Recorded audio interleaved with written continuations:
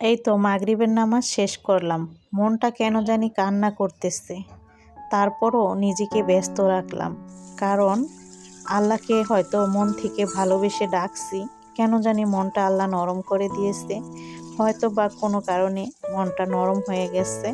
এই জন্য কান্না করতেছি নিজের অজান্তেই। যাই হোক, নিজেকে ব্যস্ত রাখার জন্য এই তো আমার ভিডিওর ভয়েস দেওয়া শুরু করে দিলাম। প্রিয় দর্শক, আসসালামু আলাইকুম। কেমন আছেন সবাই? আমি ফাতেমা বলছি নারায়ণগঞ্জ থেকে। সবাইকে ওয়েলকাম জানিয়ে শুরু করছি নতুন দিনে নতুন আরও একটি লাইফস্টাইল ব্লগ। আশা করছি পুরো ভিডিওটি শেষ পর্যন্ত দেখবেন ইনশাআল্লাহ। ভিডিওটি আপনাদের কাছে ভালো লাগবে। আমি আজকে আমার গাছগুলোর অনেক যত্ন নিয়েছি, কারণ এখনও আমার বাসায় যে গাছগুলো আছে সবটুকুর যত্ন নেওয়া হয় না। এই তো এটা বারান্দায় ছিল। এর আগে আরেকটা দেখলেন যে ধুয়ে নিলাম, সেটা ছিল সাইফুলের রুমের। তো সেটাও আমি বারান্দায় রেখেছিলাম, আজকে রুমে ঢুকাইছি।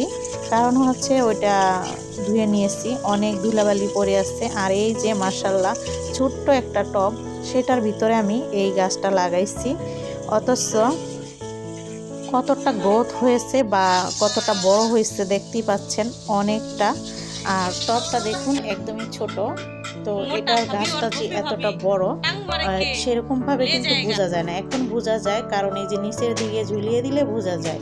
কিন্তু আমি এটাকে এরকমভাবে ঝুলিয়ে রাখি না। এই গাছগুলো নিচের দিকে ঝুলিয়ে রাখা ভালো না, তাই আমি এই গ্রিলের সাথে পেঁচিয়ে পুচিয়ে রেখে দিই ছোট করে, এই যেভাবে রেখে দিই। তো আমি ধুয়ে টুয়ে রেখে দিলাম এখানে। আর এই পাশের যে গাছটা, এই যে এটা কি নাম জানি না আমি, ওটা ক্লিন করে ফেলবো, মানে কেটে ছোট করে ফেলবো। আর এখানে পুদিনা পাতা আর আছে থারকানি পাতা, এটাও আমি ধুয়ে দিব। কিছুটা গাছ টব পরিষ্কার করতেছি।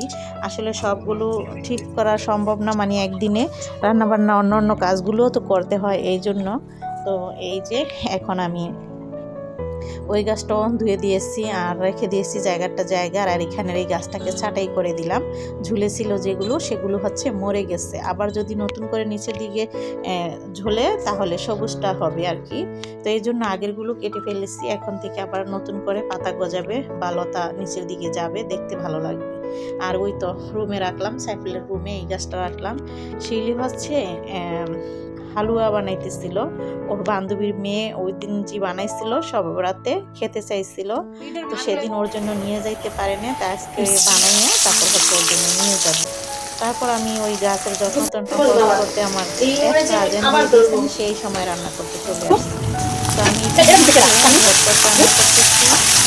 ডিম ভেজে আলু ভেজে তারপর হচ্ছে রান্নাটা করবো। আর এই পাশে হচ্ছে আমি মশারি ডালটাকে পাতুরি, যেটা এই আর কি, হাতে ভর্তা আসতে ফ্রিজে, অবশ্য সেগুলো খাওয়া হবে না।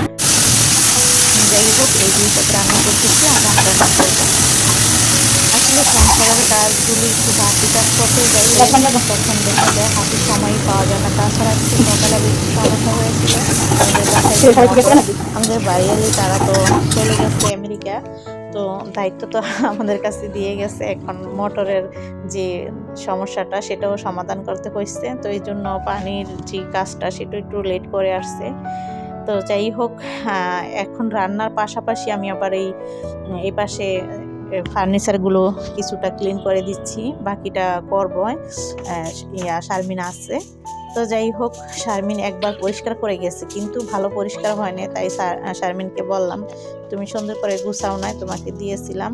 তো যাই হোক, নিজের মতো তো আর সব কিছু হয় না, নিজের কাজ নিজেরই করতে হয়। ওরা তো আর আমার মতো করে করবে না, তাই নিজেরটা নিজের করতেই ভালো হয়। আর নিজে করারই চেষ্টা করি। তারপরও কিছুটা ওদেরকে বলি যে এলোমেলো দেখলে ঠিক করবা, তারপর হচ্ছে ঝাড়ু টাড়ু দিবে, এই আর কি। আসলে সারাদিন নিজেরাই গুজগাছ করে রাখি। আর ওদেরকে কি বলবো, কারণ ওরা এক হাতে আর কত কাজ করবে। দেখা গেছে থালাবাটি ধুইতেছে, ঘর মুছবো। এখন আবার অন্য অন্য কাজগুলো করলে তো ওদের অনেকটা সময় লেগে যায়, কারণ ওরা অন্য বাসায়ও কাজ করতে যায়, এই আর কি। তো যাই হোক, সব কিছু বুঝে শুনে নিজেরাই নিজেদের কাজ যতটা গুছিয়ে করতে পারি ততটাই ভালো।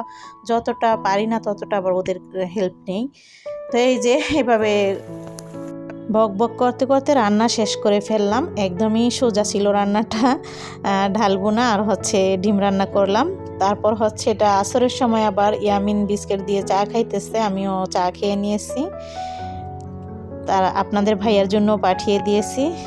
তারপর হচ্ছে বিকেলে যা খাওয়া হয় আজকে, যদিও আমি এটা এখনও রেডি করিনি, মানে এই খাবারটি আমাদের প্রতিদিন খাওয়া হয় এরকম। যারা স্বাস্থ্য ভালো রাখতে চান তাহলে বিকেলে কিছু মানে ভারী খাবার খাবেন না, যেমন ভাত রুটি সেসব না খেয়ে এরকম খাবার খাবেন, তাহলে স্বাস্থ্য অনেকটা ভালো থাকবে। এখানেই বিদায় নিচ্ছি, আল্লাহ হাফেজ।